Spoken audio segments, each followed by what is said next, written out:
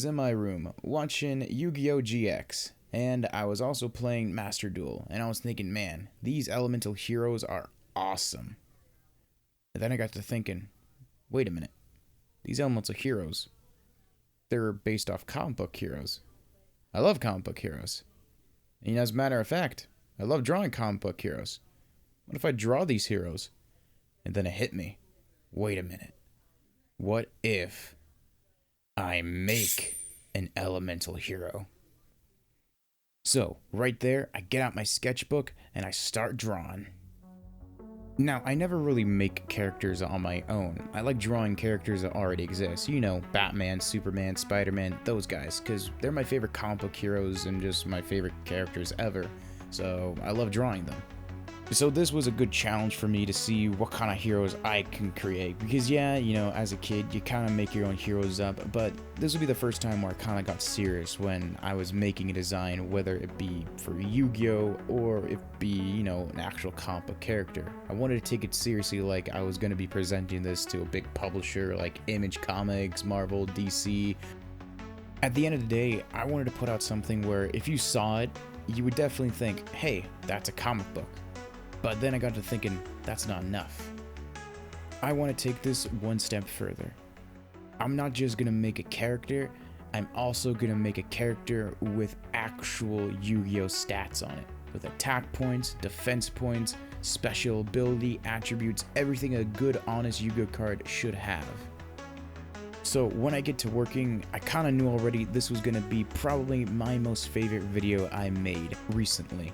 Because this will be the first time I combined some of my favorite things, Yu-Gi-Oh! And drawing. So I knew this was going to be something different and something a whole lot more fun. Now, I will admit, coming up with the first hero design was kind of easy. Because at the time of me making the character designs for this first hero, I was watching Ang Lee's The Hulk. Which, I just want to say real quick, I think is a great Hulk movie. I think it gets way too much hate because, you know, it's maybe takes itself too seriously, but, you know, it's just a great movie. Anyways. So, I got inspired to make a big hulking monster of a elemental hero. But I didn't just want that. I wanted something else. So, at first I thought, hey, I want to have it incorporate something different than elemental heroes. And then I thought, Transformers.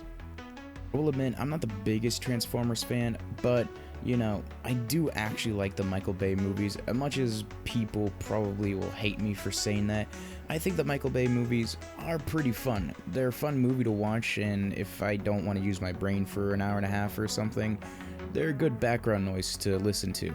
And everybody in the world has to admit that the effects in that movie are pretty cool. I mean, if I had to imagine what an actual Transformer would look like, I'm probably thinking of the Michael Bay Transformers.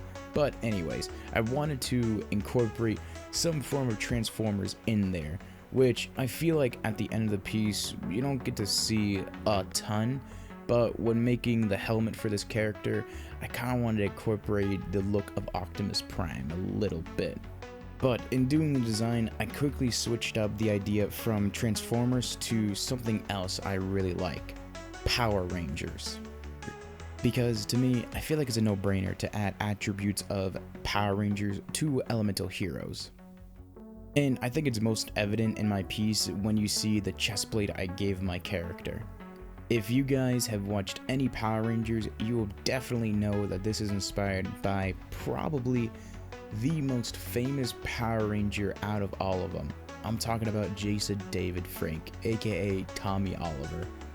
Now, I don't know about you, but when I was in high school, I spent a lot of time daydreaming about comic book characters, coming up with cool names, and also cool abilities and attacks. So this part of the process really spoke to that inner teenager in me, just thinking for hours and hours on cool comic book hero names and attacks and all that crazy stuff.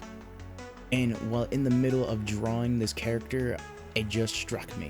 The hero name for this guy, I knew exactly what it was gonna be.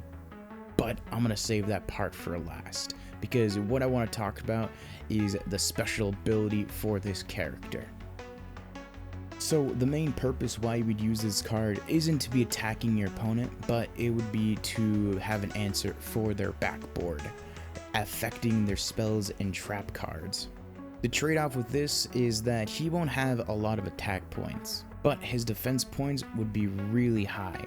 So it was almost like you had a strong wall defending you and your life points with a little extra kick to make sure the opponent didn't get too comfortable.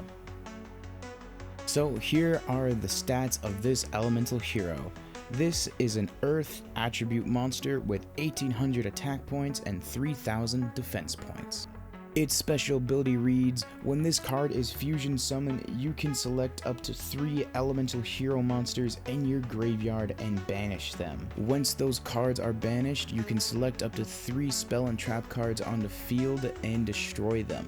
Once those cards are destroyed, you gain 500 life points for each card destroyed.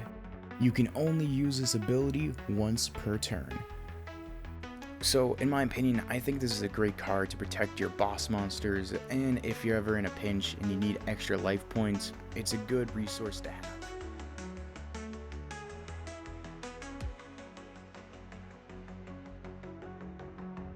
So, finally, after all this time, this character is finally done. So everybody, I'd like to introduce to you the first elemental hero I created. This is Elemental Hero Avalanche.